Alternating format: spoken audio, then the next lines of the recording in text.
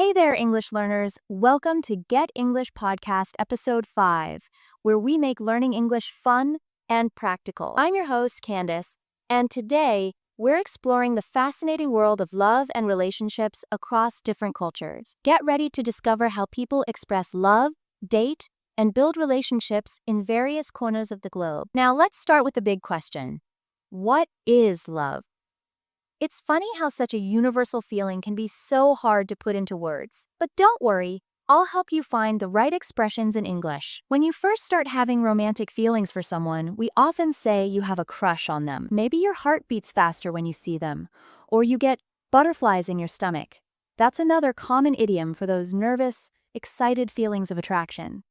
As these feelings grow, you might say you're falling for someone, or falling in love. It's interesting that we use the word falling, like love is a force that sweeps you off your feet. When you want to express your feelings, you can say, I love you, but you could also start with, I really like you, or I care about you, or if you're feeling bold, I'm crazy about you.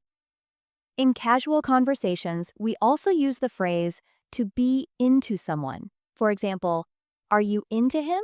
Or I'm really into her. Let's dive into the world of dating and relationships.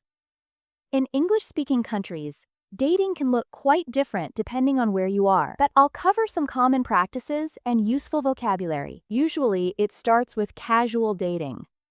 This is when you're going out with someone, but it's not serious yet.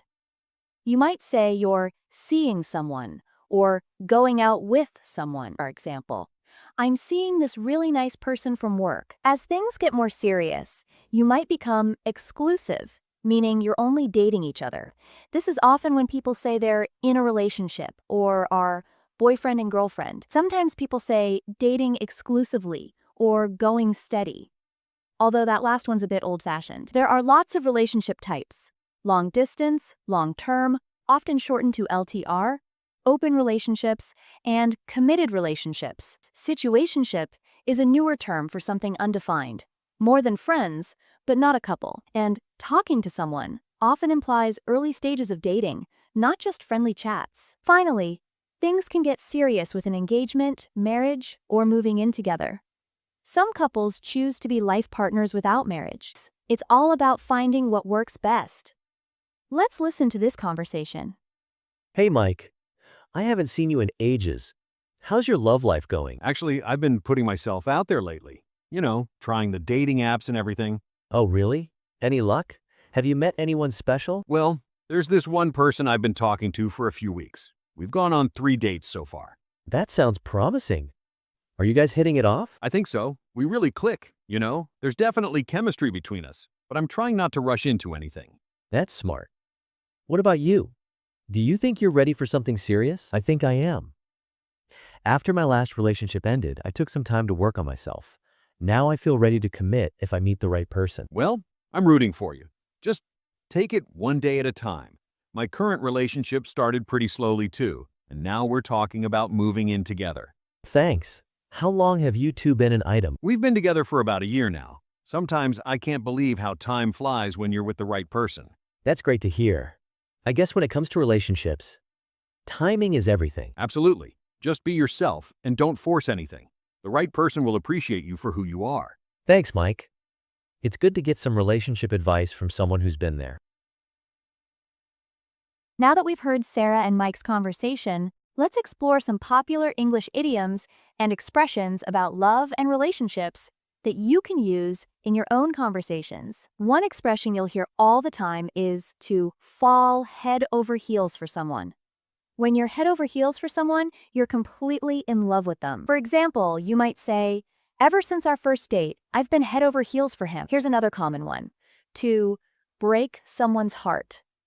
This means to cause someone deep emotional pain in matters of love, like if someone ends a relationship unexpectedly. You might hear, she broke his heart when she left him for someone else. One of my favorites is love at first sight. This describes the feeling of falling in love with someone the moment you first see them. It's quite romantic, isn't it? When they met at the coffee shop, it was love at first sight. We also use to have butterflies in your stomach. This describes that excited, nervous feeling you get when you're around someone you like. For instance, every time he texts me, I get butterflies in my stomach. Here's a useful phrase: to be on the same page. This means two people have the same understanding about their relationship. You might say, "We need to talk about our future to make sure we're on the same page." And let's not forget to give someone the cold shoulder. This means to ignore someone or treat them in an unfriendly way. After their argument, she gave him the cold shoulder for 3 days. Love is a universal language, but how we express and experience it can vary significantly across cultures. Dating customs, relationship expectations, and even the way we show affection can be surprisingly different around the world. In some cultures, arranged marriages are common, where families play a significant role in choosing a partner for their children. This contrasts sharply with cultures where dating is the norm, and individuals have more freedom to choose their own partners based on love and compatibility. The concept of public displays of affection also differs greatly. Holding hands or kissing in public might be perfectly acceptable in some cultures, while in others, it's considered inappropriate or even taboo. Let's listen to a conversation between two friends, Kenji and Maria, as they discuss some of these cultural differences. Hey Maria, have you ever noticed how different dating can be depending on where you are in the world? Oh, absolutely. I remember when I was traveling in Japan, I was surprised by how indirect dating seemed to be compared to what I'm used to. Yeah, in many Asian cultures, expressing feelings directly can be seen as too forward. People often rely on subtle cues and gestures to show their interest. That's so different from some Latin American cultures, where expressing emotions openly is much more common. People might be more affectionate and passionate in their interactions. And in some European countries, like France, the idea of romantic chivalry is still very much alive.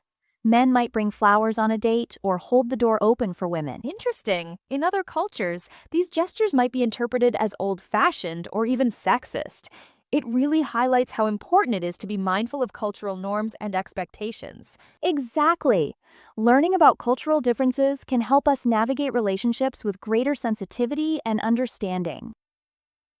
So there you have it, a glimpse into how cultural differences can shape our understanding and experience of love and relationships. From dating customs to expressions of affection, it's fascinating how diverse the world can be. Remember those key phrases we learned today, like pining after someone or getting over someone? These expressions will add a touch of naturalness to your English conversations about romance. I encourage you to practice using these phrases and explore the cultural nuances of love in different parts of the world. Learning about other cultures not only improves your language skills, but also broadens your perspective on human connection. Thank you so much for joining me on today's episode of Get English Podcast. Next week, we'll be diving into the world of online dating, from creating the perfect profile to navigating virtual conversations. Until then, keep practicing, and remember, learning English is a journey of the heart and mind. Bye for now.